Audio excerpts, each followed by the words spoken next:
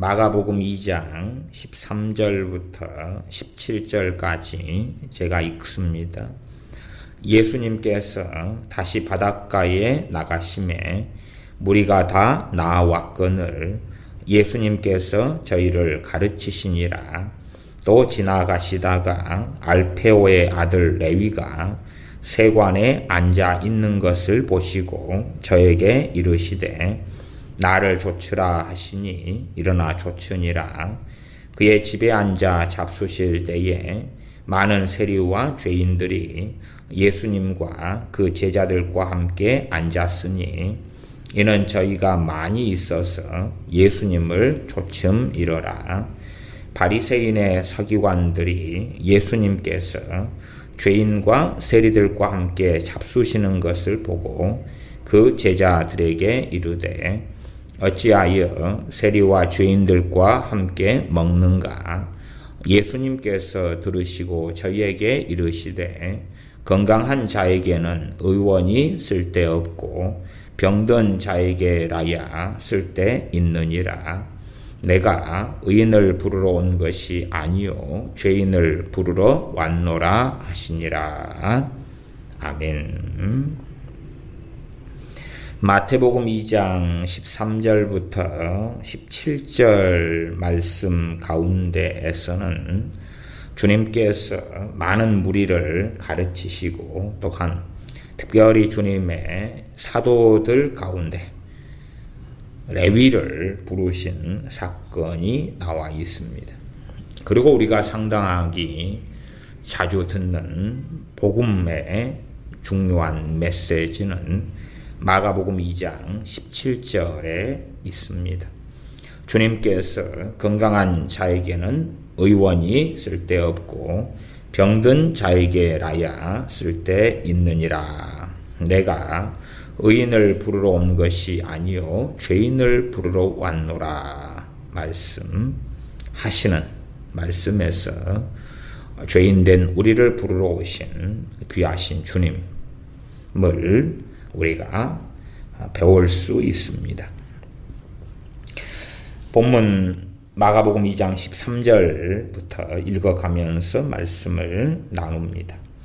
예수님께서 다시 바닷가에 나가심에 무리가 다 나아왔거늘 예수님께서 저희를 가르치시니라. 주님께서 바닷가에 다시 나가셨다. 바닷가에 다시 나가셨다. 바닷가에 갈릴리 바다, 갈릴리 호숫가에 주님께서 나가셨다. 그때 무리가 다 나왔다고 말씀합니다. 여기에서 다라는 단어는 우리가 자주 이 성경 본문에서 발견하기도 할 수 있는 단어가 되어지지요. 이 다라는 단어는 주로 이 헬라어로는 파스 그런 단어인데 커다란 또 모든 이런 여러 가지 의미가 담겨 있는 단어입니다. 무리가 다 나와왔거늘. 그러면 여기에서의 다는 일반적으로 큰 무리가 나왔다. 그렇게 이해하면 좋겠습니다. 또한 우리가 중요한 성경 본문 가운데 마태복음 24장 14절이 있는데 그 본문에서도 주님께서 하시는 말씀이 있습니다. 이 천국 복음이 모든 민족에게 증거되기 위하여 온 세상에 전파되리니 그제야 끝이 오리라. 이 천국 복음이 모든 민족에게 증거되기 위하여. 그때에도 이 모든 민족 할 때가 이 모두니 마가복음 2장 13절에 무리가 다 나왔다 할 때에 다라는 단어 파스란 단어입니다. 그래서 모든 민족에게 그럴 때에 모든 이것이 다 나왔다. 무리가 다 나왔다. 파스. 그러면 단지 그것을 모든이라 이렇게 보는 수도 있지만 많은 민족에게 그렇게 성경을 이해하는 것이 좀 더 타당하고 옳다. 그렇게 저는 봅니다. 그래서 신약시대의 헬라어에 능숙했던 이 초대교회 교인들이나 또한 로마 시대에 살았던 이들은 주님께서 복음이 어떻게 전파될 때에 오실 거라는 것을 알고 그리고 주님의 재림을 기다렸다고 제가 전에도 말씀드렸습니다. 흔하게 이제 볼 수 있는 말씀 가운데에서도 이 모든이라는 단어에 있어서는 제가 몇 차례 말씀을 드렸는데 골로새서 같은 말씀에서는 모든 사람들에게 복음이 증거되었다. 그렇게도 이미 말씀을 드렸었습니다. 마가복음 2장 13절입니다. 예수님께서 다시 바닷가에 나가심에 무리가 다 나아왔거늘 예수님께서 저희를 가르치시니라. 주님께서 나온 많은 사람들 혹은 큰 무리에게 말씀을 가르치셨다라고 말씀합니다. 많은 사람들은 어떠한 신앙적인 환타지 혹은 판타지에 사로잡혀 있는 것 같습니다. 그래서 영적인 일확천금을 원할 때가 아주 많습니다. 또한 쉽게 미혹에 빠져드는 사람들도 그러한 어떤 영적인 판타지를 꿈꾸는 사람들이 아주 많은 것을 봅니다. 그 판타지를 꿈꾸면서 주로 사용하는 어떠한 신학적인 개념은 주님은 전능하시기 때문에 다 하실 수 있으시잖아요. 그런 개념을 사용합니다. 그렇다면 아시다시피 주님께서 초림하셨을 때에 주님께서는 성육신 하시고 인카네이션 하셔서 온전한 사람이 되셔서 사역하셨으나 하나님은 여전히 살아계시고 하나님 아버지는 전능하시고 또한 사람들을 모든 진리 가운데 인도하실 능이 있으셨다 그 말이죠. 그렇기 때문에 구약시대에든 신약시대에든 주님께서 이 땅에 오셨을 때든 신비로운 방법으로 소위 사람들이 판타지처럼 상상하는 것처럼 자고 있을 때 아니면 하나님이 만나주시면 모든 진리를 알게 된다. 그러한 환상을 꿈꾸는 것처럼 왜 안 하셨겠는가? 그것은 하나님의 진리, 하나님의 성품과 전혀 맞는 것이 아니기 때문에 그렇습니다. 잠자고 있을 때 혹은 신사도 운동가들이 말하는 것처럼 어떤 임재가 나타나고 계시가 임하고 그러면 성경을 다 꿰게 되고 알게 된다. 소위 불교나 도교처럼 어떤 깨달음이 임하면 성경을 다 깨닫게 되거나 중요한 진리들이 다 알아진다. 그러한 망상을 꿈꾸는 사람들이 많습니다. 그래서 쉽게 마귀가 주는 더러운 귀신이 주는 깨달음 속에 들어가는 경우들이 요즘에는 점점점 증가하고 많아져 가고 있습니다. 귀신이 주는 어떤 깨달음은 마치 그 석가모니가 돌을 또 어떤 것을 깨달았다. 도인이 산속에 돌을 닦다가 무엇을 깨달았다. 한자 성어 중에서 그런 말이 있지 않습니까? 조문도 석사가이라. 공자가 한 이야기지요. 조문도 아침조 들을 문도 아침에 도를 들으면 석사 저녁에 죽을 사자 죽어도 가이 좋다 그 말이죠. 아침에 도를 들으면 저녁에 죽어도 좋다. 그것은 아침에 도를 듣고 깨닫는 것을 아마 전제로 이야기하는 것 같습니다. 그렇게 이는 공자, 유교지요. 유교나 도교나 불교나 아니면 이단이나 사이비들도 어떤 깨달음들을 상당히 많이 추구합니다. 그리고 미혹에 빠질 때에도 일상적인 특징 중에 하나가 어떤 깨달음이 오는 것입니다. 소위 성경이 다 알아지는 것처럼 성경이 전체가 뭔가로 꿰어지는 것처럼 아하 그렇구나. 그래서 그런 어떤 깨달음이 올 때에 더러운 귀신, 사탄으로부터 오는 경우가 유감스럽게 대부분이다. 야, 내가 놀라운 걸 깨달았다. 그래서 성경에 많은 것이 보여버린다. 그런 깨달음.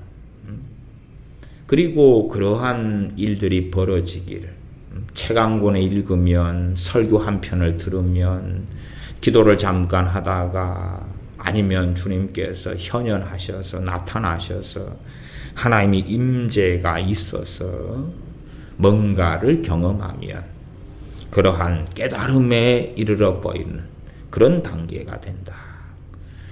오랫동안 한국에도 아마 한 20년 이상 되는 것 같은데 영성훈련이 유행을 해왔습니다. 영성훈련의 유행도 그런 것입니다. 아, 이 영성운동을, 영성훈련을 좀 받아봐라. 그러면 놀라운 깨달음을 얻게 될 것이다. 얻게 될 것이다. 어떤 면에서 유대인들은 표적을 구하고 헬라인들은 지혜를 구한다. 그런 것처럼 마치 헬라인들이 구했던 지혜, 성경의 지혜하고는 전혀 다른 것입니다. 많은 이 공자, 조문도 석사가이 하는 공자의 도, 도교의 도, 불교의 깨달음, 해탈 등등, 또한 이단 사이비가 가지는 이 깨달음도 거의 유사하다. 그렇게 말씀드리겠습니다.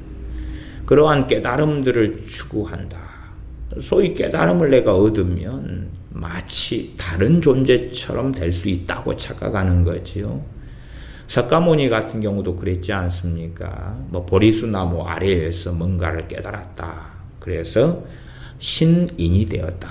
그래서 신적인 존재가 되었다. 석가모니가 깨달음을 얻어서 신적인 존재인 부처가 되었다. 그러나 하나님의 말씀은 그와는 전혀 다릅니다. 전혀 다르죠. 왜요?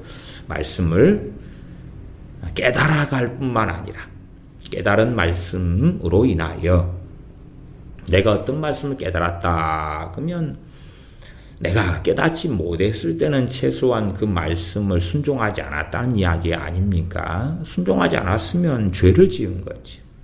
말씀을 깨달았으면 필연적으로 함께 가는 것은 죄를 깨닫는 것과 함께 갑니다. 내가 오늘 그 말씀을 깨달았다는 이야기는 그 깨달음 이전까지는 그 말씀을 순종하지 않았고 그 말씀을 바르게 믿지 않았고 바르게 그 말씀의 진리에 따라 살지 않았다는 이야기이기 때문에 내가 오늘의 어떤 말씀을 깨달았다 그러면 그 전까지는 몰랐다 그런 거잖아요. 일반적으로는 그 말씀에 대한 깨달음은 죄에 대한 깨달음을 이야기하고 나아가 의에 대한 깨달음을 이야기합니다. 그 말씀을 이렇게 실천하고 지켜야지 이 말씀의 바른 해석 또한 하나님께 대한 순종과 하나님에 대한 경외가 되는구나 하는 것을 깨닫는 것이지요. 그렇기 때문에 이런 공자의 조문도 석사가이나 불교나 도교나 또한 어떤 판타지에 사로잡힌 사람들의 깨달음과는 다릅니다. 그렇기 때문에 주님께서 오셔서 마가복음 2장 13절에 예수님께서 다시 바닷가에 나가심에 다시 나가셨다. 왜 그전에도 나가셔서 말씀을 가르치셨지요. 물론 때로는 병을 고치시고 때로는 귀신을 쫓아내셨으나 주님께서는 복음을 전파하시고 말씀을 가르치시는 사역, 바른 말씀을 가르치는 거예요. 소위 어떤 이들은 복음이면 충분합니다. 그런 사람들도 있습니다. 맞기도 하고 틀리기도 하는 것입니다. 복음이면 충분하다. 복음이면 충분하다. 그러면 생각해 보십시오. 이 마가복음이든 마태, 누가복음, 요한복음이든 복음만 나와 있나요? 복음만 나와 있나요? 그런 건 아니잖아요. 말하자면 주님께서 제자를 부르시는 것, 그걸 복음인가? 그렇게 복음이라 말한다면 주님께서 12제자를 부르시는 것을 전도할 때 우리가 12제자를 이렇게 불렀다. 그게 복음이다. 그렇게 말해야 될 거 아닙니까? 그럼 그렇지 않잖아요. 70명의 제자들을 부르셨다.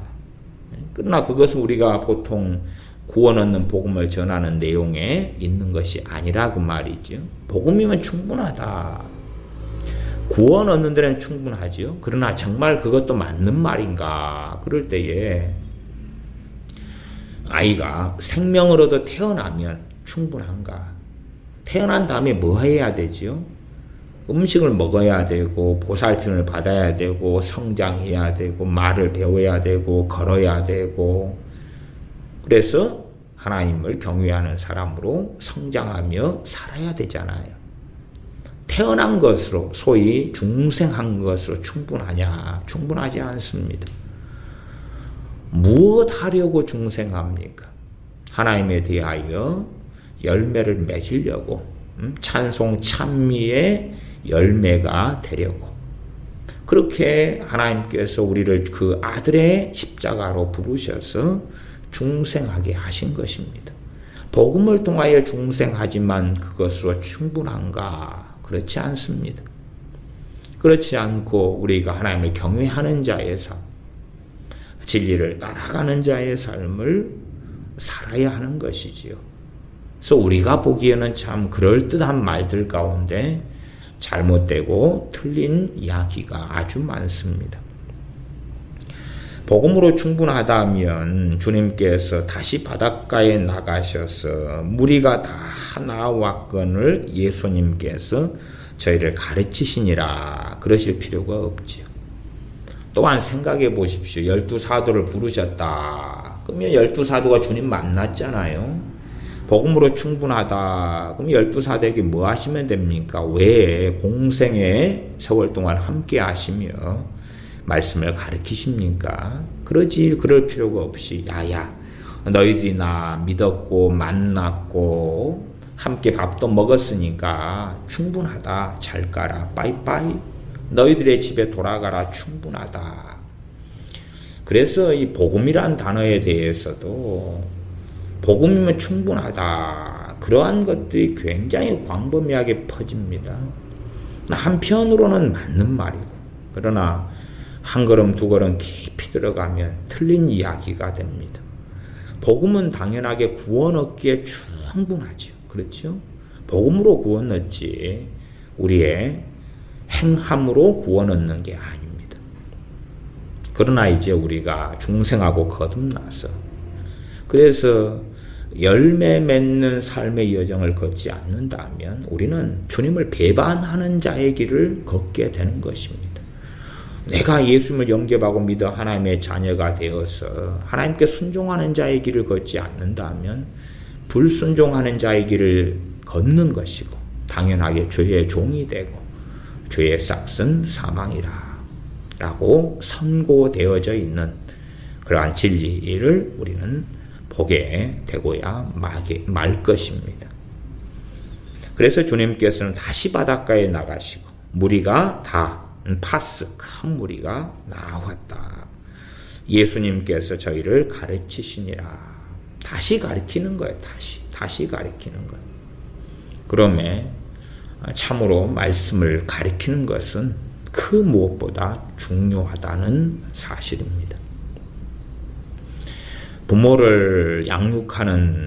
자녀를 양육하는 부모들은 항상 깨닫고 이해하는 것이 좋겠습니다. 자녀들을 단지 예수님 영접기도 좀 시키고 예배당에 데리고 나가고 설교 시간에 앉혀놓고 충분한가? 충분하지 않습니다.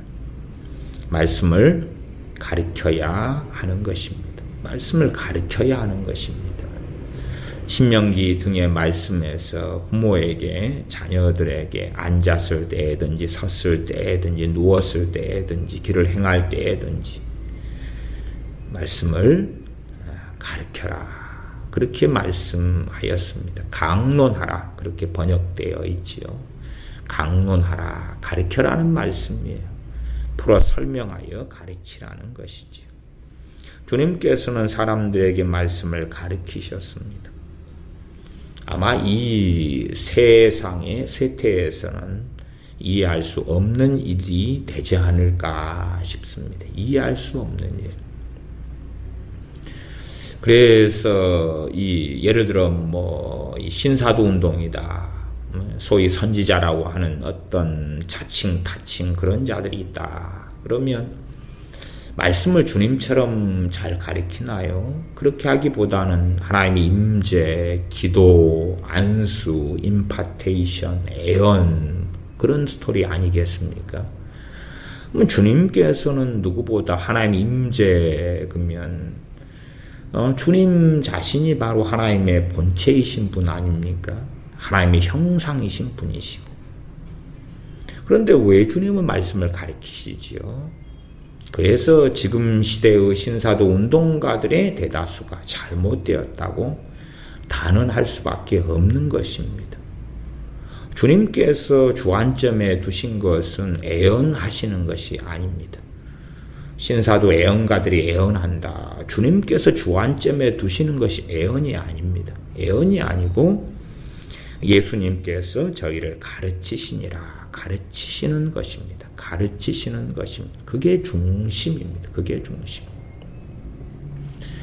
주님께서 가르치시고 가르치시는 것을 듣고 깨닫고 알아가고 순종하고 회개하고 하나님을 경외해가고 죄에서 돌이켜가고 그것은 오랜 시간 많은 시간이 필요합니다. 오랜 시간 많은 시간이 필요합니다. 우리의 자녀들이 태어난 다음에 성장하고 자라고 하는 데는 오랜 시간 많은 시간이 필요합니다. 우리의 자녀들이 태어난 다음에 가르쳐야 될 많은 것이 있습니다. 그러한 가르침들을 바르게 받으면서 자녀들은 바르게 자라갑니다. 그러하지 태어난 것으로 중생한 것으로 복음을 듣고 중생한 것으로 충분하냐? 그러면 성경 66권에는 복음의 내용만 있고 말 것입니다. 그러나 그렇지 않다. 복음이 무엇인가? 그러면 우리가 간단하게는 전도할 때 주님에 대하여 어떠한 말씀, 어떠한 주님에 대한 증언을 하느냐. 주님의 십자가의 죽으심과 주님의 부활을 우리의 죄인된 우리와 연결지어서 어떻게 말씀을 증거하느냐 하는 것이 복음의 핵심의 내용이 되지요.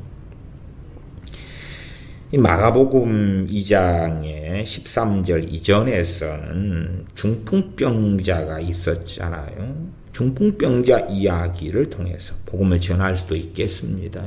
그러나 중풍병자 이야기 자체가 복음이 된다. 그렇게는 어렵죠. 그잖아요. 중풍병자 이야기를 통해서 복음을 전할 수 있는 것하고 중풍병자 이야기 자체 4명이 혹은 중풍병자를 사람들이 데리고 왔다. 주님께서 고치셨다. 그런 이야기만 가지고 복음이 되지는 않습니다. 이 이야기를 통해서 주님께서 소자야 내 죄사함을 받았느니라. 그러한 주님의 말씀들을 가지고 우리 주 예수 그리스도는 누구신가 설명하는 것이 복음이 될 것입니다. 그렇기 때문에 우리가 생각할 때는 성경에 왜 이리 군더더기가 많은가 하지만 그것은 군더더기가 아니라는 사실입니다. 아니라는 사실.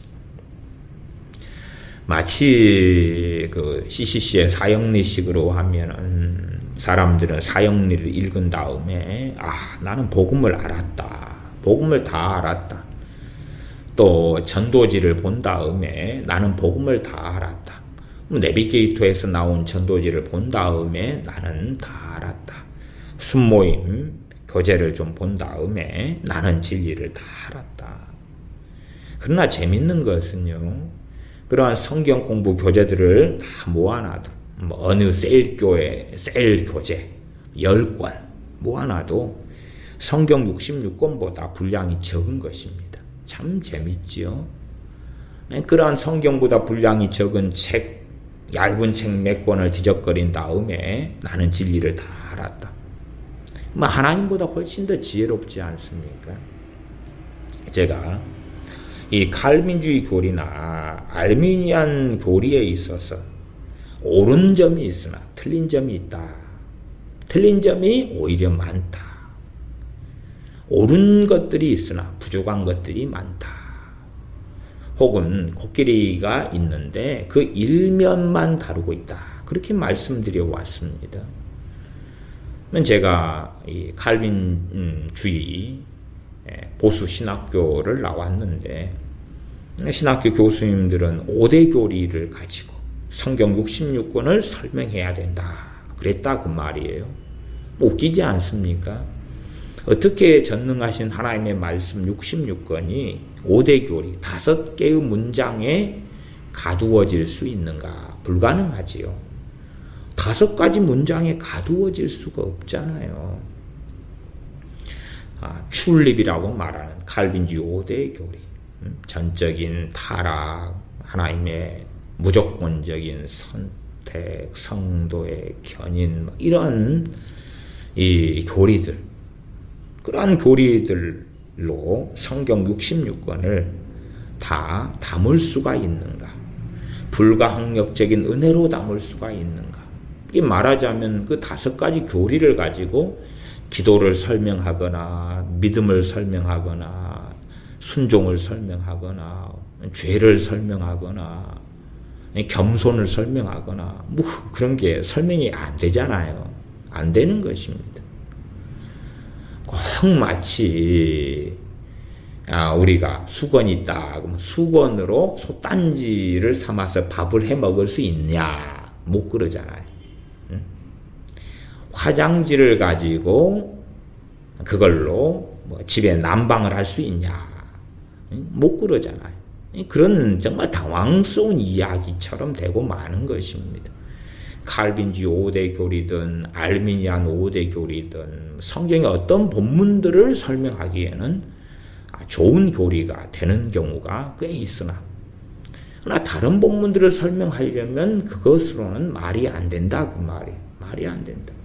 상당히 오랫동안 어리석은 사람들은 이 5대 교리 혹은 몇 개의 교리에 주님도 그 안에 집어넣고 전능하신 하나님 아버지 집어넣고 삼일째 하나님을 당연히 다 집어넣고 복음도 집어넣고 성경 66권도 다 집어넣으려고 시도해 왔습니다. 그래서 신학생들이 참 교만해지기가 쉬웠죠. 칼빈주의 신학이다 그러면 개혁주의라 그러기도 합니다. 저도 그렇게 배웠고 그런 출신이기 때문에 5대 교리를 배운 다음에 5대 교리를 통하여 성경을 보는 색안경을 만든 다음에 교만해지는 것입니다. 나는 성경을 안다 그러는 것입니다. 그리고 오히려 미혹 속에 빠져버리지요.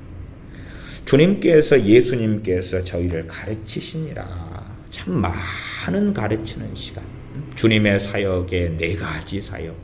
복음을 전파하시고 말씀을 가르치시고 병을 고치시고 귀신을 쫓아내시고. 그런데 마가복음 2장을 보니까 정말 그 중에서도 이 말씀을 가르치시는 것이 그렇게 중요하셨구나. 말씀을 가르치는 것과 필연적으로 연결된 게 뭐죠? 복음이죠. 복음이 중심이 돼가지고 가르치시는 거예요. 그러면 가르치시는 내용의 중심 안에가 무엇이 있겠습니까? 복음이 있죠. 그러니까 복음만으로 충분하지 않으니까 복음만으로 하나님께서 원하시는 그리스도의 장성한 분량까지 이르를 수 있느냐? 그럴 수 없다고 말이에요. 복음만으로 구원 얻기에는 충분한데 그러나 이제 구원 얻은 다음에 끝이냐? 그렇지 않지요. 왜 구원을 얻게 하셨는가? 우리를 왜 부르셨는가? 그에 대한 우리의 순종, 그에 대한 우리를 부르신 목적에 대한 우리가 성취해야 될 것들이 있다는 사실이죠.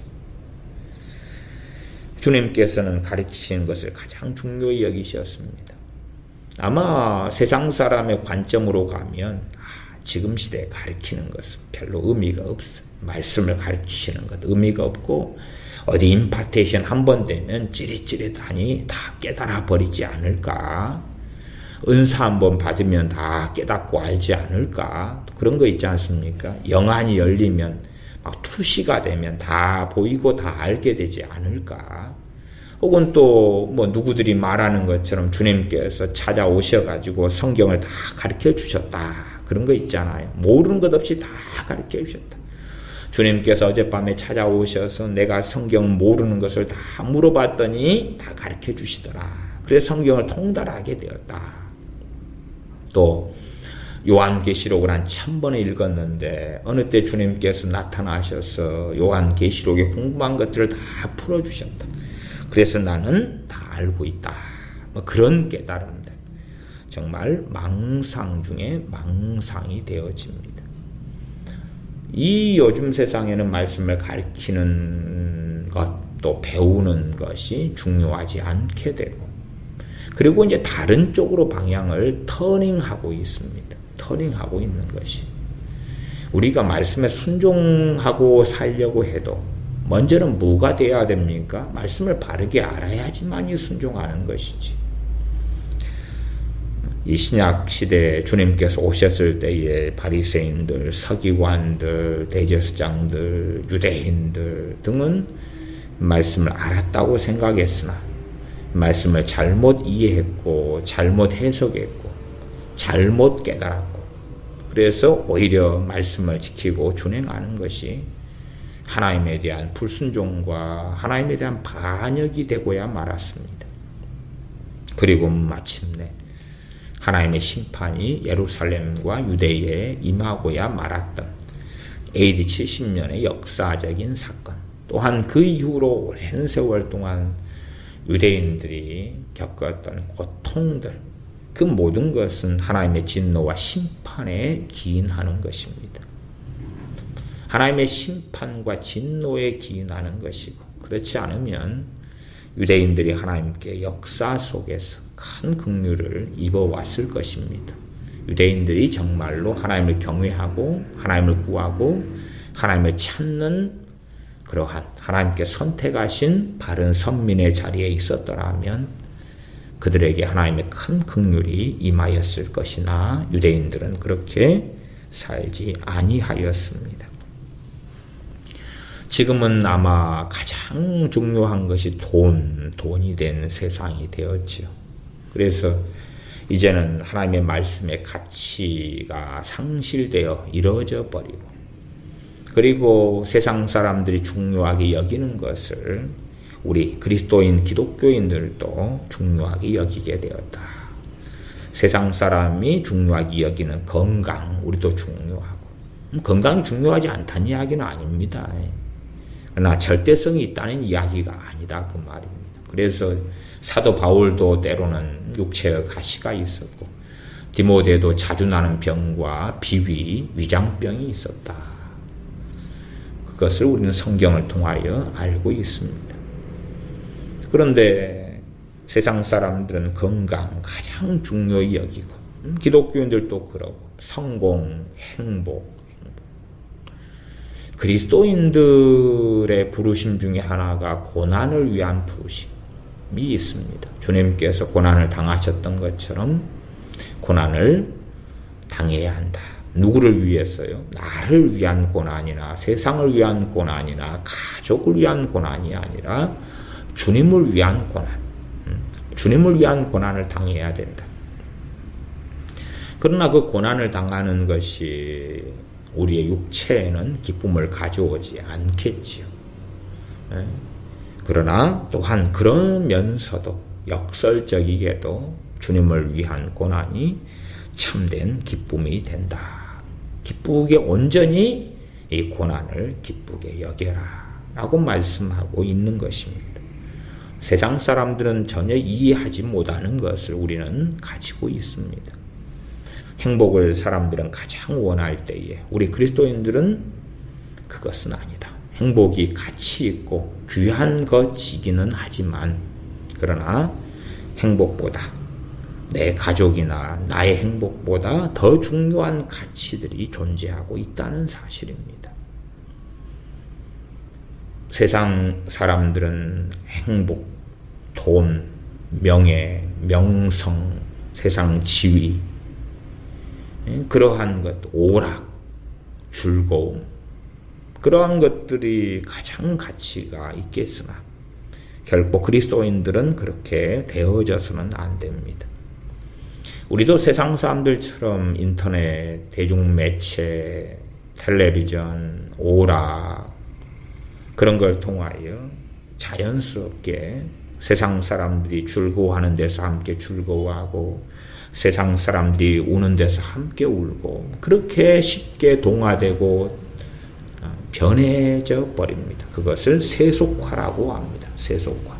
세상 사람들과 같이 변해버렸다. 그것이 우리 기독교인들의 깊이 들어온다면 우리는 주님과 점점점 거리가 멀어지게 될 것입니다. 그래서 말씀을 주님께서 가르치시고 또 우리가 배우는 것, 그것을 무슨 애언가들이 말하는 것처럼 임재가 한번 임하고 혹은 복음을 듣게 되고 주님 어떻게 한번 만나고 안수 한번 받고 임파테이션이 임하고 애언 한번 받고 아니면 신사도 운동가들이 말하는 것처럼 대부흥이 임하면 이러한 모든 과정을 초월해버린다. 생각해 보십시오. 이 갈릴리 바닷가에 주님께서 바닷가에 나가셔가지고 무리가 주님께 나와서 주님께서 말씀을 가르치셨습니다. 자, 그것이 놀랍습니까? 아니면 신사도 운동가들이 말하는 대부흥이 놀랍습니까? 무엇이 더 놀라운 결과를 가져와야 하며 더 놀라운 것일까요? 나아가 생각해 보십시다. 대부흥이라는 어떤 환타지를 믿는 사람이 많습니다. 그렇게 따지면 대부흥을 가져오셨어야 할 분이 누구겠습니까? 주님이죠. 그렇게 생각하지 않습니까? 주님께서 갈릴리 바닷가에서 말씀을 반복적으로 가르치셨어요. 대부흥이 왔습니까? 안 왔습니까? 안 왔지요. 안 왔지요. 우리는 대부흥을 자꾸만 운명론, 결정론적으로 생각합니다. 성경에 없는 건데 대부흥으로 하고 나와 있는 많은 성경 구절이 지향하는 것은 천년 왕국을 지향합니다. 근데 그것을 대부흥 곧 벌어지 혹은 2세대의 벌어지 이라고 주장하죠. 본격적으로 신사도 운동이 시작됐던 것이 한 2000년부터는 신사도의 시대다. 그러면서 지금 18년이 벌써 11월이 되었습니다. 2018년 11월. 최소 18년째 지나가고 있는데 대부흥은커녕 점점 악해져 왔습니다. 전에 미국 같은 경우는 오바마 때 그랬나요? 오바마가 그 헌법인가요? 그 서명한 것이 동성애에 대한 어떤 찬성을 서명했던가요? 그래서 그때가 2014년인가 어떤 사람들은 그때가 미국의 사망의 날이다. 그렇게 말한 사람들도 있습니다. 그러면 2014년이다. 그러면 신사도 운동의 대부흥이 일어난다고 주장했던 것보다는 점점점 타락해 가고 있고 점점점 잘못된 길에 들어서고 있는 미국이나 한국이나 전 세계를 본다 그 말입니다. 신사도 운동의 영향을 가장 많이 받은 곳이 근원지인 미국하고 그다음에 한국입니다. 미국하고 한국 교회 기독교. 그런데 상황은 어찌 되었습니까? 신사도 운동가들은 곧 대부흥이 온다고 열렬하게 예언하면서 20여 년 신사도 운동의 어떤 태동기로 가면 1996년 또 그 앞에 빈야드하고 연결됩니다만 그러니 20년이 넘는 시간이고 그러나 결과는 어떤가 그 말이죠. 결과는 어떤가? 명령기도 하고 선포기도 하고 중보기도 하고 결과는 어떤가? 또한 신사도 운동의 영향을 많이 받아서 대한민국 안에서도 많은 기독교인들이 신사도 운동가들이 가르친 중보기도를 따라서 막 열심히 중보기도하고 선포기도하고 명령기도하고 있습니다. 결과는 어떤가? 결과는 오히려 더 안 좋아지고 있는 대한민국 상황, 더 안 좋아지고 있는 한국 기독교를 우리는 보지 않습니까? 그죠? 다른 말로 하면 하나님께서는 응답하시지 않고 계시다. 그렇게 말할 수밖에 없죠. 물론 어떤 사람들은 좀 더 기도하자, 더 열심히 기도하면 응답하게 될 것이다. 하나님의 응답만, 오케이 사인만 떨어지면 모든 것을 하나님이 바꿔버리실 것이다. 뭐 그렇게 주장하는 사람들도 있습니다. 그러나 말이 되는 소리가 아닙니다. 말이 되는 소리가 아니에요. 단지 그냥 하나님 이거 들어주실 겁니까? 왜 들어주겠다. 그러면 그때는 다 상황이 끝나는 거다. 성경의 그런 방식은 정말 옳지도 않고 바르지도 않은데 그러한 일확천금을 원하는 경우가 아주 많다. 참 아주 많습니다. 아주 많아요. 다윗이 이스라엘 왕이 된 다음에 그 다음에 계속의 전쟁을 수행하고 그런 과정들을 통하여서 이스라엘이 강성한 나라가 되었다. 모세를 하나님이 부르셔가지고 이집트에서 출애굽하고 그리고 광야를 떠도는 40년의 시간이 있고 그 다음에야 가나안 땅에 들어갔다는 것을 이해하지 않으려 한다 그 말이지. 일확천금을 자꾸 원하는 것이. 그러면 주님께서 저희를 가르치시니라. 우리는 말씀을 통하여 이제 배워야 되고 또한 배운 것을 가르쳐야 되고 그것이 그 어떠한 것보다도 더 놀랍고 귀한 가치가 있다는 사실입니다. 그러나 우리는 이제는 말씀을 가르치는 것 또한 말씀을 가르침 받는 것에 대하여 가치를 상실해 가고 있다.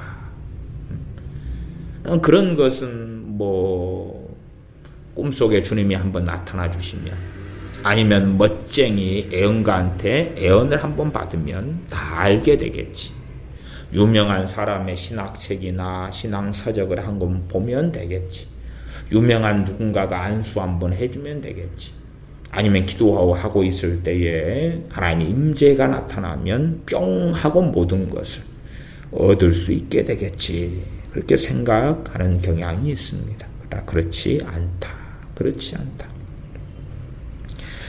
그래서 하나님의 본체이신 주님께서 성육신 하신 다음에 사람들을 계속하여 가르치셨던 것입니다. 주님께 직접 가르침을 받은 사람들이 깨닫고 알았는가? 그렇지 않지요. 그렇지 않아요. 2장 14절로 가니까 또 지나가시다가 알페오의 아들 레위가 세관에 앉아 있는 것을 보시고 저에게 이르시되 나를 좇으라 하시니 일어나 좇으니라. 나를 좇으라. 일어나 좇았습니다. 여기에서 끝났는가? 그렇지 않지요. 나를 좇으라 좇았어요. 순종했구나. 이제 끝났다. 다 됐다. 그런 게 아닙니다. 이제 나를 좇으라 그리고 주님을 좇은 것은 시작이죠. 시작. 언제까지 계속 되어져야 합니까? 이 땅의 청지기의 삶을 마감할 때까지 그렇게 되어져야 하는 것입니다. 마감할 때까지. 참 한국교회 안에서는 이 성도의 견인교리가 잘못 가르쳐져 오니까요. 자기들이 마음대로 살아놓고도요. 결국은 그렇게 주장합니다. 꼭 그 남표교회 은퇴하신 박영선 목사님처럼 결국은 그래도 괜찮아. 하나님이 다 하실 거야. 다 하실 거야. 하나님이 다 해주실 거야. 어떤 A라는 사람이 점점 불신앙 가운데 불순종 가운데 나아가고 세상 사람보다 더 악해져 가도 하나님이 결국은 다 해주실 거야. 다 돌이켜 주실 거고 다 바르게 살게 해주실 거고 온전케 되게 해주실 거야. 그렇게 이제 열심히 가르치다가 박영선 목사님 같은 경우는 은퇴를 하신 거죠. 은퇴를 하신 거. 그러면 그렇게 가르치는 것이 수십 년이에요. 그러면 뭐 설교 내용은 참 많습니다만은 일단 그분이 설교한 믿음이라든지 성도의 견인이라든지 성화라든지 하는 가르침에 비추어 보면 괜찮다는 거예요. 괜찮아요. 결국은 괜찮아요. 하나님이 다 이루어 주실 테니까. 원천적으로는 칼빈주 5대 교리에서 나온 이야기니까요. 다 해주실 거야. 괜찮아. 그런데 그 오랜 시간 동안에 사람들은 다 해주실 거야. 괜찮아. 그랬는데 잘못된 길을 걸은 상태에서 늙어 죽었습니다. 네? 왜? 수십 년의 시간 동안에 괜찮을 거야. 그랬는데 아직 안 죽은 사람한테는 그래 위로를 받겠지만 이미 잘못된 길을 걷다가 10년 전에 죽어버렸어요. 괜찮을 거야 그랬는데 점점 죄를 회개하지 않고 다시 말하면 내가 책임져야 된단 말이에요. 내 신앙에 대하여. 성령의 도우심을 통하여 죄를 깨달아야 되는데 성령의 도우심은 나와 하나님과의 관계에서 나타나죠. 결국 내 책임이란 이야기예요. 내가 성령을 조종할 수 있는 게 아니고 내가 하나님을 바르게 경외하는 길을 걸으려 할 때에 성령님께서는 죄를 깨닫게 해주시고 회개를 도와주시지요. 그런데 잘못된 길을 걸어가고 점점 불순종하는데도 괜찮아. 그러다가 죽었단 말이에요. 그러면 그들의 결국이 과연 천국으로 결론 날 수 있을 것이냐. 어떤 사람이 기도하고 예배드리고 하나님을 알아가는데 점점 사람이 악해져 가요. 그 사람은 어떤 사람입니까? 하나님을 모르는 사람이죠. 그렇게 결정 난 거예요. 그런데도 불구하고 괜찮아. 하나님이 해주실 거니까 괜찮아. 이 레위에게 주님께서 나를 좇으라 일어나 좇으니라 다 예수 영접했다. 다 됐어. 나머지는 하나님이 다 해주실 거야. 그렇게 되지 않습니다. 죽을 때까지 그 부르심의 길을 걸어가야 하는 것입니다. 죽을 때까지 주님을 따라야 하는 것입니다. 잠깐 따라서 되는 게 아니에요. 잠깐 주님을 따라서 끝나는 게 아니에요. 죽을 때까지 주님을 따라야 하는 것입니다. 죽을 때까지 주님을 위하여 살아야 하는 것입니다. 주님을 위하여 사는 삶이 가장 아름답고 가장 가치 있고 가장 귀한 것입니다. 2장 15절 그의 집에 앉아 잡수실 때에 많은 세리와 죄인들이 예수님과 그 제자들과 함께 앉았으니 이는 저희가 많이 있어서 예수님을 조춤이러라. 그의 집에 레위 세리였던 레위의 집에 주님께서 앉아 잡수실 때에 많은 세리와 죄인들이 주로 그런 말이 있지 않습니까? 끼리끼리 유유상종이다. 그러니까 세리인 또 세리였던 레위의 친구들이 누굽니까? 세리들이죠. 또 죄인들이고. 그러면 그들이 와가지고 이제 예수님과 제자들과 함께 앉아서 먹습니다. 이는 저희가 많이 있어서 저희가 많이 있다 그 말은 그런 사람들이 많이 있다 그 말이죠. 그런 세리들과 죄인들 그러면 버림받은 사람들의 대표적인 이들입니다. 그런 사람들이 많다 그 말이에요. 이제는 하나님께 차마 나아갈 수 없는 사람들, 많은 죄를 짊어졌기 때문에 율법적으로는 전혀 소생할 수 없는 사람들, 율법적으로는 지옥의 판결을 받아버린 사람들입니다. 지옥의 판결을 받아버린 사람들. 그렇기 때문에 이러한 바리새인의 서기관들 같은 사람이 유대교의 지도자인 사람들이 출교이자 너희들은 결코 하나님의 자녀가 아니고 하나님의 자녀가 될 수도 없고 회개할 수도 없다고 낙인 찍어버린 사람들입니다. 낙인 찍어버린 사람들. 그러나 주님께서는 아니다. 회개할 수 있고 또한 하나님께 나아올 수 있고 구원받을 수 있고 용서받을 수 있다. 그렇게 말씀하신 것이지요.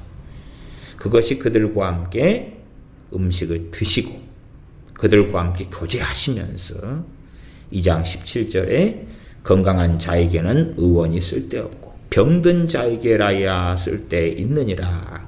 내가 의인을 부르러 온 것이 아니요 죄인을 부르러 왔노라. 고 말씀하시는 것입니다. 죄인을 부르러 왔다. 그들을 부르러 왔다고 말씀하시는 거예요. 기억하셔야 될 것은 이러한 세리나 죄인들과 악인들은 다르다는 것은 기억하셔야 됩니다. 지금은 이 세리들이나 죄인들과 함께 섞어버리는 것이 누굽니까? 악인들이죠. 악인들. 그래서 악인들을 위해서도 기도해야 된다. 악인들이 있는 청와대, 악인들인 김정은이의 구원을 위해 기도해야 되고, 악인인 김정은이 하나가 구원받으면 얼마나 북한 주민이 구원받겠는가, 그러한 헛소리를 합니다. 과연 예수님 믿는 사람이라면 그 사람 안에 성령님이 거하실 터인데, 그 안에 거하시는 성령님께서 김정은이나 아니면 이 주사파들의 구원을 위하여 기도하게 하시는가를 살펴보아야 되지. 자기 의에 사로잡힌 사람은 주님보다 더 사랑이 많아서 그 악인들의 구원을 위해서 열심히 기도할 것입니다. 그렇게 하지 말고 차라리 당신 가족들을 위해서 기도하도록 하십시오. 당신의 이웃들을 위해서 기도하도록 하십시오. 당신 친척들을 위하여 기도하도록 하십시오. 그것이 훨씬 더 나을 것입니다. 당신이 부르심 받은 그 사람들, 당신의 가족, 당신의 자녀들을 위하여 울고 기도하는 것이 나을 것이다, 그 말입니다. 그러나 헛된 망상에 사로잡힌 사람들은 주님보다 더 사랑이 많아서 그래서 악인들을 위하여 구하고 기도하는 사람들. 과거에 세계 2차 대전 때 히틀러를 축복해주고 히틀러와 함께하는 그러한 천주교 주교들, 사제들이 아주 많이 있었고, 세계 2차 대전과 함께했던 이들이 로마 가톨릭이기도 했습니다. 그러면 그들이 열심히 히틀러를 축복하고 기도하고, 그러한 자들과 어떻게 보면 한국의 많은 목사들과 기독교인들이 어찌 그리 유사한지 모르겠습니다. 어찌 그리 같은 길을 걸으려고 하는지. 그래서 악인들을 축복하고, 악인들과 함께하고, 악인들을 사랑하고, 악인들을 위하여 기도하고, 그러한 길을 걷습니다. 그러나 하나님은 악인을 기뻐하지 않습니다. 또 나아가 죄인을 기뻐하시는 것도 아닙니다. 세리와 죄인들을 기뻐하시는 건 아닙니다. 그들을 긍휼히 여기셔서 부르시는 것이지 기뻐하시는 것이 아닙니다. 누구를 기뻐하십니까? 의인들을 기뻐하십니다.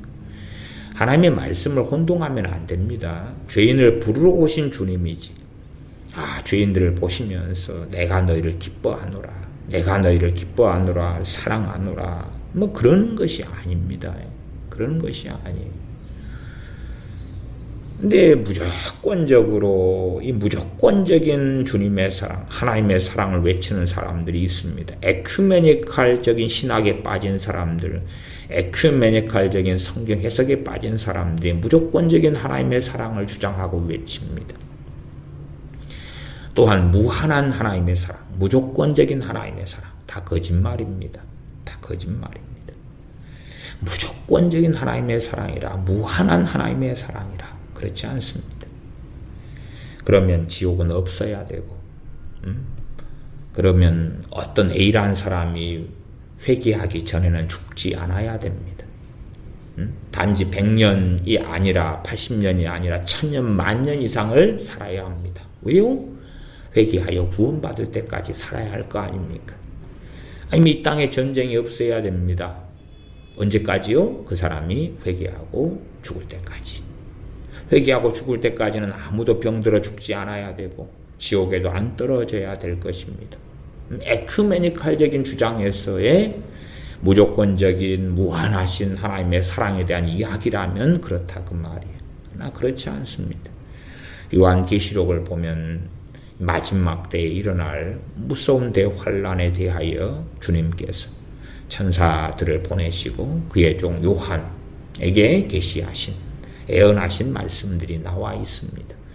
마지막 때 언제 일는지는 몰라도 정말로 끔찍한 하나님의 심판이 마지막 세대에 쏟아 부어지는 7년.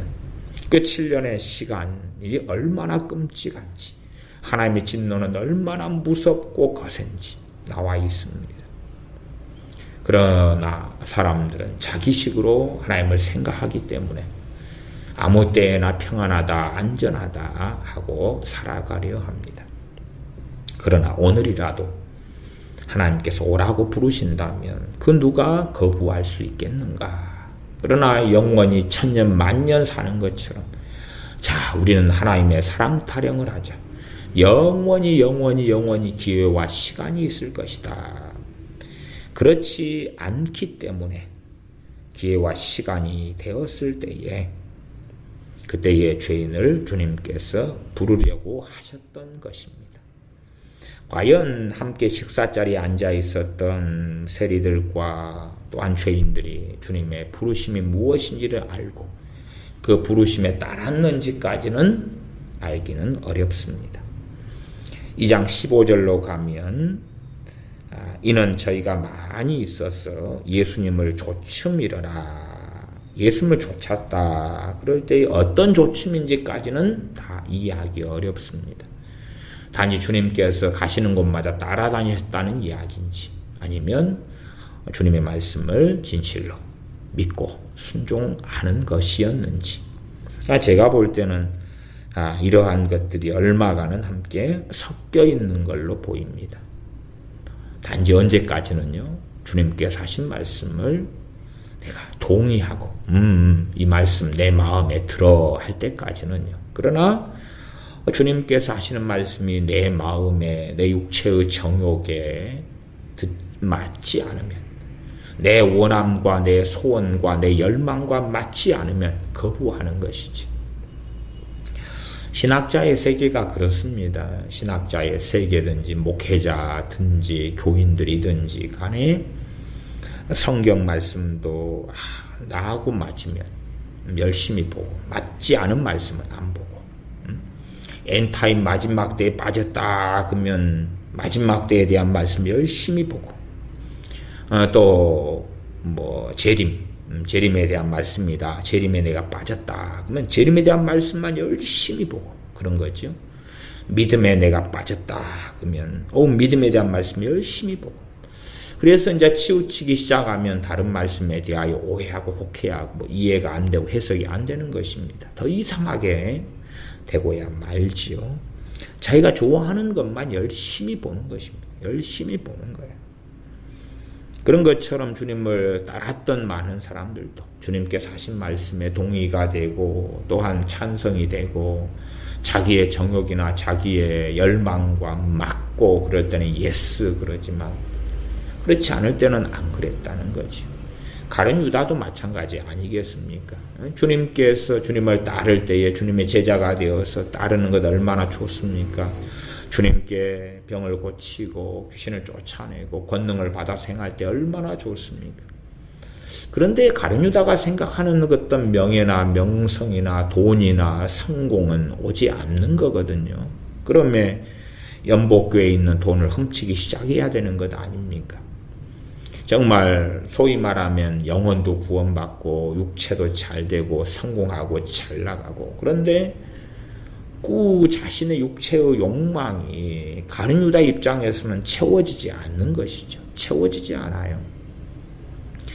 주님과 함께 식사하고 먹었던 주님이 식사하는데 같이 들어가서 먹고 주님을 따른 거지요. 겉으로는. 그런데 이 세리들과 죄인들이라면 이제는 고쳐야 될 것이 얼마나 많습니까? 회개해야 될 것도 많고 고쳐야 될 것도 많고 버려야 될 것도 많고 또한 용서를 구해야 될 것도 많고 배상하고 보상해야 될 것도 많고 마치 세리장이었던 삭개오가 가난한 자들에게 재산 절반을 내어주기로 하고 또 도색한 일에 대하여 4배나 갚기로 하고 그런 것처럼 해야 되는데 그러나 그렇게 하지 않는다. 현시대 교회가 제가 지난 시간에 설교하고 말씀을 전했던 대로 회개는 없다 그 말이죠. 어떤 회개만 있습니까? 입으로 하는 회개만 있다. 입으로 하는 회개만. 입으로만 잘못했다. 그리고 끝나는 것이. 그것도 누구하고요? 하나님하고. 내가 잘못했다. 하나님이 다 받아주셨다. 그러면 나는 해결되었다. 그런 회개를 하는 사람들도 있습니다. 물론 많은 경우는 우리가 하나님 앞에서 엎드려 회개하면서 하나님과 우리 단둘이 회개하고 처리해야 될 죄들은 대부분일 것입니다. 그럼에도 불구하고 우리가 사람 사이의 죄들을 처리해야 될 부분들이 있다는 사실.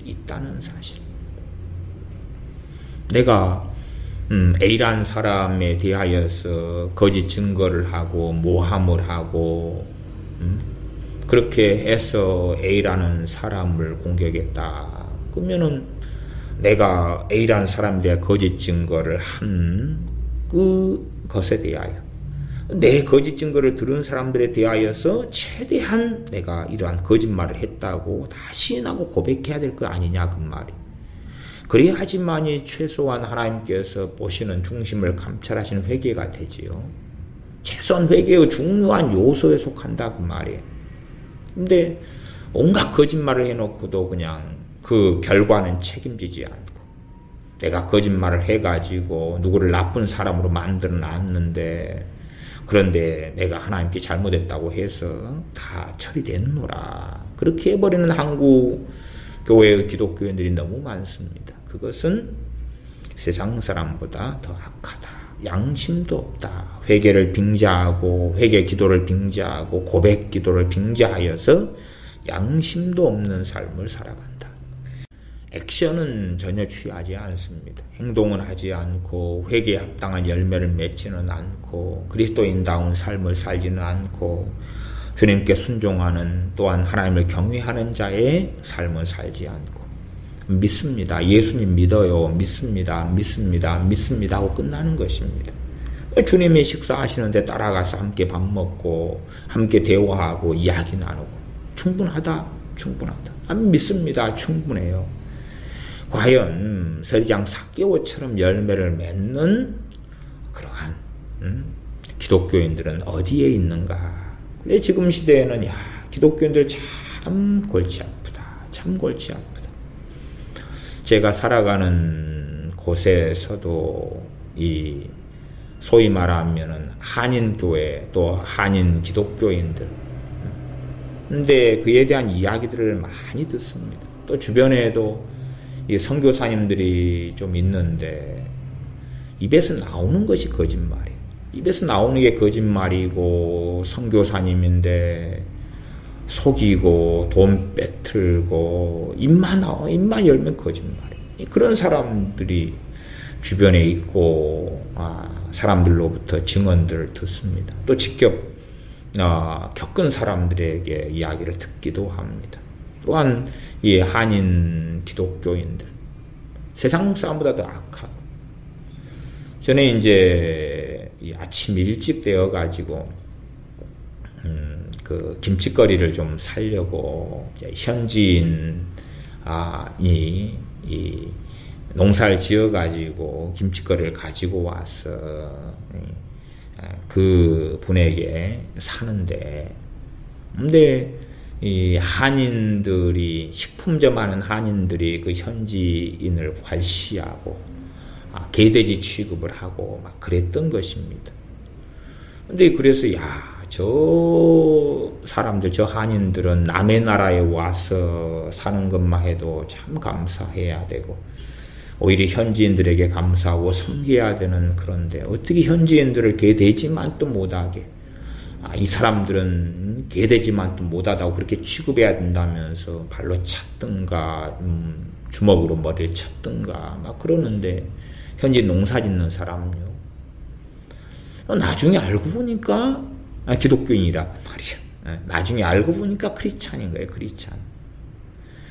또 어떤 사람이 여행사를 하는데 내내 사기를 쳐요. 거짓말을 해요. 그래서 이리 들으니까 기독교인이에요. 기독교인. 근데 이제 조금 있다가 보니까 어느 교회 목사고 선교사인 거예요. 참 놀라운 이야기. 또 어느 교회 선교사고 목사 아내인 거예요. 목사 아내. 참 놀랍습니다. 놀라운 시대예요. 그래서 야 정말 이 제가 있는 현지에서는 한국 기독교인보다 여기 기독교인들과 목사와 선교사들이 더 악하다. 그럴 거예요. 더 악하다. 어떻게 이런 종자들이 나왔는가? 어떻게 이렇게 악종들이 나왔는가? 한국 기독교인들도 똥이 된장인지 모르고 악해져 가고 그런데 야, 이 더 악하다. 더 악하다. 교회는 새로운 사람에게 사기치는 곳이고 속이는 곳이고 장사 안 되는 가게를 장사 잘 되는 가게라고 속여서 그 권리금을 받고 떠넘겨서 빼도 박도 못하게 만드는 곳이고 교회 나가서 사기 한번 안 당해본 한인들이 없을 정도로 그렇게 만드는 곳이다. 그래서 이 현지인들이 자꾸만 현지 한인들을 만나면 그렇게 이야기하는 거지요. 교회를 나가지 마세요. 왜요? 사기당해요. 사기당해요. 맨 처음에는 좋은 척 해주는데 사기를 쳐요. 나가지 마세요. 근데 그런 이야기를 누가 하는 줄 압니까?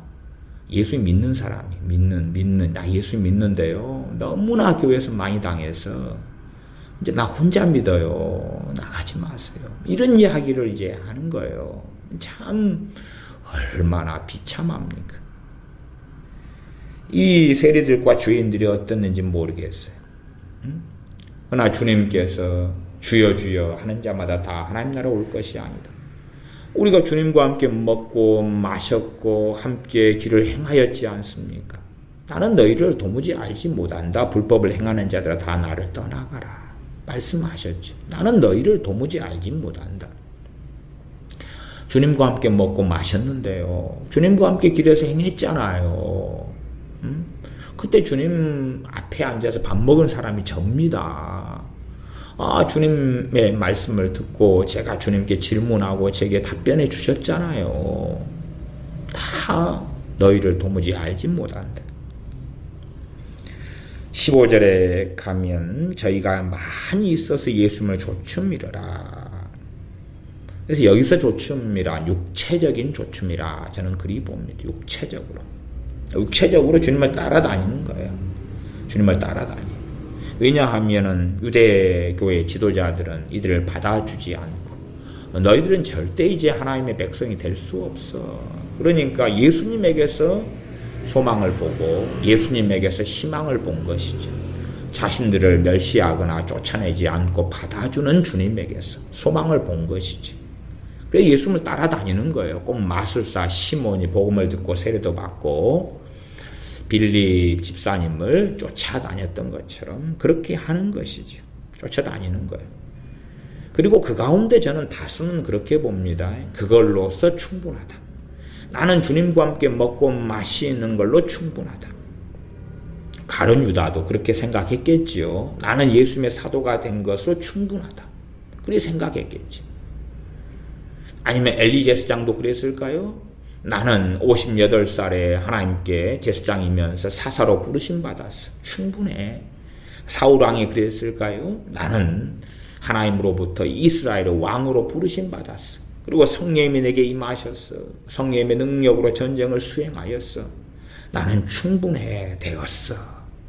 그렇게 생각했을 수 있겠죠. 이 세리들과 죄인들도 주님과 함께 주님을 쫓아다니고 있어. 따라다니고 있어. 함께 밥을 먹고 있어. 함께 대화를 나누고 있어. 야, 내일은 또 어느 마을에 가신다니까. 그 마을에 쫓아가야지. 그러면 충분하지 않겠어? 그렇게 생각했을 거라. 한국에 있는 많은 기독교인들도 나 예수님 믿어. 충분하지 않아. 나 예배당에 나가. 충분하지 않아. 밥 먹을 때 난 기도한다니까 충분하지 않아. 많은 천주교인들이 그렇게 생각합니다. 나는 너울을 뒤집어 쓰고 미사에 나가. 충분하지 않아. 그러나 말씀과 자신이 믿는 로마 카톨릭과 비교하려 하지 않습니다. 동일한 성경을 가지고 있고 동일한 66권을 가지고 있는데 물론 거기에 군더더기로 외경이라 하는 것들을 떠덕떠덕 붙였지만 그래도 66권은 같은 걸 가지고 있는데 확인하려 하지 않습니다. 자신이 다니는 또한 자신의 신부들이 자신의 사제들이 성경에 대하여 어떠한 거짓말을 하는지 살피려 하지 않는다. 그 말이죠. 2장 16절입니다. 바리새인의 서기관들이 예수님께서 죄인과 세리들과 함께 잡수시는 것을 보고 그 제자들에게 이르되 어찌하여 세리와 죄인들과 함께 먹는가. 이 바리새인의 서기관, 바리새파 사람 중에서 율법학자들을 이야기합니다. 서기관이 율법학자들이에요. 그 사람들이 주님께서 죄인과 세리들과 함께 잡수시는 것을 보았다. 그리고 제자들에게 이야기하죠. 어찌하여 세리와 죄인들과 함께 먹는가. 자신들은 깨끗하고 의롭다고 생각하는 거예요. 이 사람들은. 자신들은 하나님 안에 있는 사람들. 자신들은 정결한 사람들. 그렇기 때문에 자신들 같이 정결한 사람들이 부정하고 더러운 세리와 죄인들과 함께 먹고 마시면 자기들도 부정을 탄다. 더러워진다. 본 것입니다. 그리고 참으로 주님이 선지자시라면, 하나님께서 보내신 분이라면 저런 더러운 사람들과는 함께하지 않으실 거라. 그렇게 생각하고 주님에 대하여 마음대로 판단하는 것이지요. 2장 17절 예수님께서 들으시고 저희에게 이르시되 건강한 자에게는 의원이 쓸데없고 병든 자에게라야 쓸데있느니라. 그때에 이들은 건강한 자라고 생각했겠죠. 주님께서는 자세한 말씀을 여기에서는 설명하지 않으셨습니다. 야, 너희들은 건강한 자라고 생각하느냐? 너희들은 건강한 자들이 아니라 병든 자들이다. 그렇게 말씀하시지는 않습니다. 이들은 오해하겠죠. 오해하기 아마 쉬웠을 것입니다. 야, 저들이 지금 병든 자들이기 때문에 의원 대신 주님이 필요했던 모양이구나. 그러나 우리는 건강한 자들이기 때문에 필요 없다는 이야기겠지. 그렇게 생각했기 쉬울 것입니다. 주님께서 말씀하시기를 내가 의인을 부르러 온 것이 아니요 죄인을 부르러 왔노라. 재소하는 이 세리들과 죄인들이 구원 얻을 기회가 있다는 말씀이 되죠. 구원 얻을 기회가 있다. 주님이 부르러 왔다고 말씀하지. 그리고 대표적으로 12사도 가운데 한 명이 되는 그러한 세리 레위를 부르셨습니다. 레위를 부르셨어요. 대표로 부르신 거죠. 너희들도 나의 부르심을 받을 수 있고 구원받을 수 있고 회개할 수 있고 용서받을 수 있다는 거죠. 그러나 또한 잘못 생각하면 우리를 부르시러 왔기 때문에 우리가 주님 믿을게요. 그렇게 말 한마디 하면 되는 거 아닐까. 믿을게요. 말 한마디 하면 구원받는 거고 구원이 성취되는 거고 다 게임 다 끝나는 거고. 그래서 그 다음에는 이러한 내가 순종하는 삶, 회개하는 삶, 또한 변화를 받는 것, 죄의 종에서 의의 종으로 살아가는 것, 그런 건 안 해도 되지. 그래서 이 잘못 가르쳐진 구원론은 굉장히 많습니다. 굉장히 많아요. 구원은 예수를 믿고 영접함으로 구원을 받습니다. 구원을 이미 받았다. 이미 얻은 구원. 그러나 구원을 성취해 가야 됩니다. 두렵고 떨림으로 너희 구원을 이루라. 이미 구원을 받았는데 왜 성취해야 되냐? 그것은 역설성입니다. 역설성. 쉽게 이해되지 않기 때문에 사람들이 행위구원론으로 빠지거나 아니면 구원파적인 구원론으로 빠지거나 그렇게 극단적으로 가고야 맙니다. 이미 구원받았으니까 구원을 상실할 수가 없다. 그렇게 생각하죠. 그러나 구원을 두렵고 떨림으로 이루는 삶을 살지 않는다면 그는 얼마든지 생명책에서 이름이 지워지고 상실될 수 있다는 사실이에요. 왜? 주님을 배신하고 배교하게 되니까. 주님을 믿는다는 게 어떤 의미입니까? 이건 참 기본적인 이야기입니다. 주님을 주인으로 믿고 따른다 그 말이에요. 주님을 주인으로 믿고 따른다 그 말이에요. 그러나 사람들이 예수를 믿는다고 하지만은 자기가 주인된 삶을 대부분 살지 않는가 그 말이에요. 그러면 그들의 믿음이 진짜 믿음으로 인정받겠는가? 주님을 섬기지 않아요. 주님을 섬기는 신용은 하죠. 어디서요? 예배당에서 밥 먹을 때, 예배당, 교회에서 어떤 봉사를 좀 할 때, 성가대에 서서 나는 찬양 몇 곡 불러요. 그렇기 때문에 나는 주님을 섬기는 거예요. 그리고 이제 나머지 시간은 내가 주인이지요.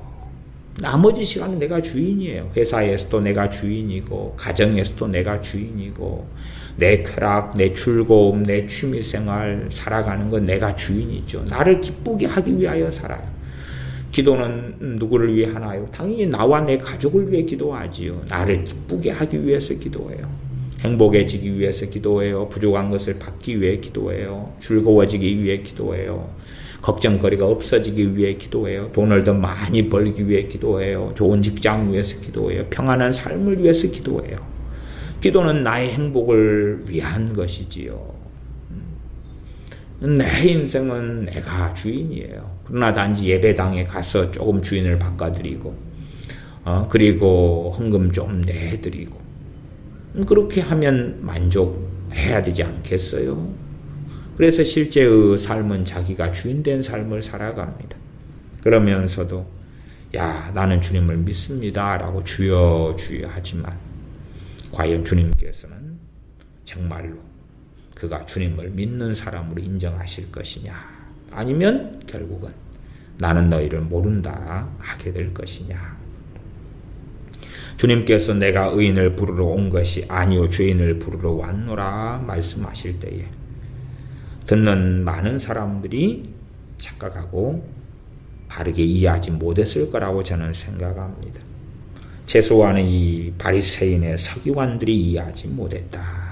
자신들이 죄인이라는 것을 이해하지 못했고, 단지 저들은, 저 세리들과 저 죄인들은 의원이 필요 있는 사람들이겠구나. 그러나 우리들은 아닐 거야.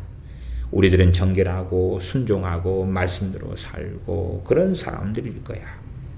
사실 이런 생각은 대부분의 목회자들과 선교사들이 합니다. 나는 말씀대로 사는 사람일 거야.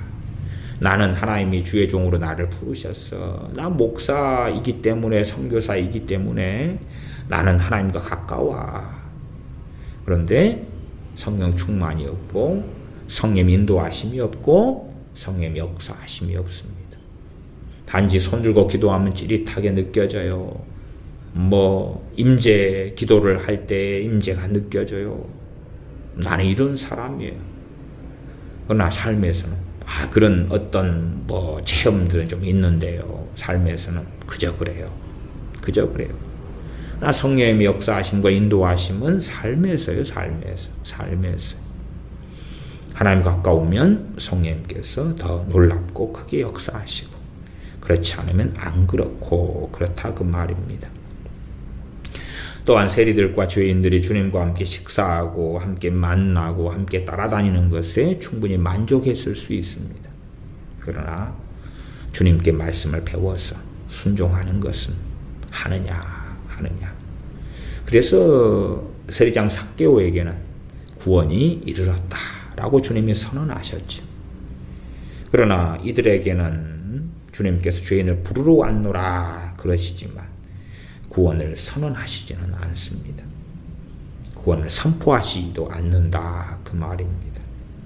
그래서 주님을 열심히 따르는데 이스라엘 많은 사람들이 주님을 따르고 오병이의 기적을 행한 다음에도 주님을 따르고 주님을 찾고 만나려고 하고 애를 쓰지요.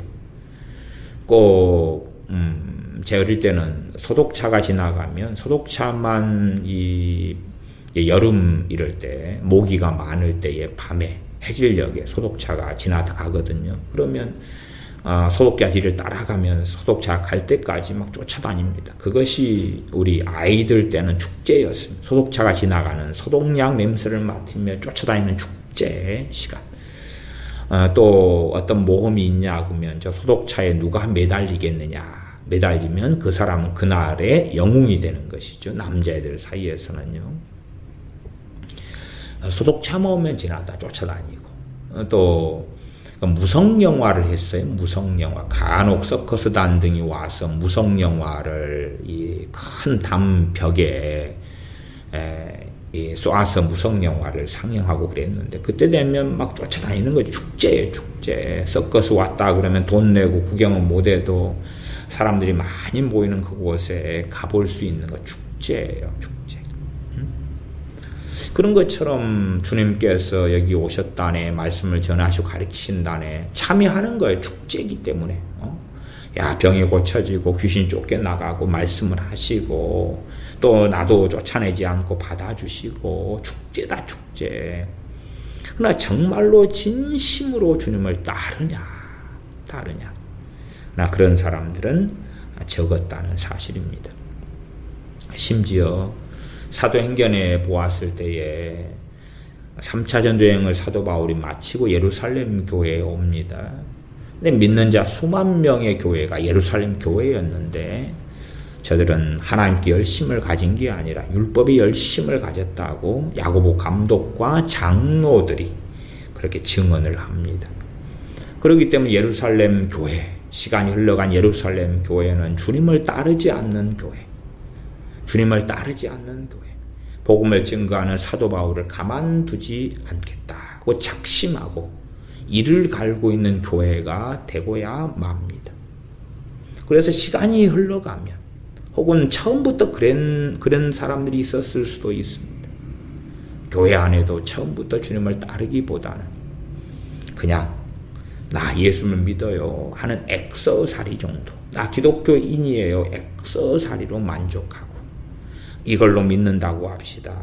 그러나 말씀대로 살아가는 삶은 주님이 나 부르러 왔어요. 나 부르러 왔기 때문에 나 구원받은 거 아니에요. 난 만나주셨잖아요. 나 구원받았어요.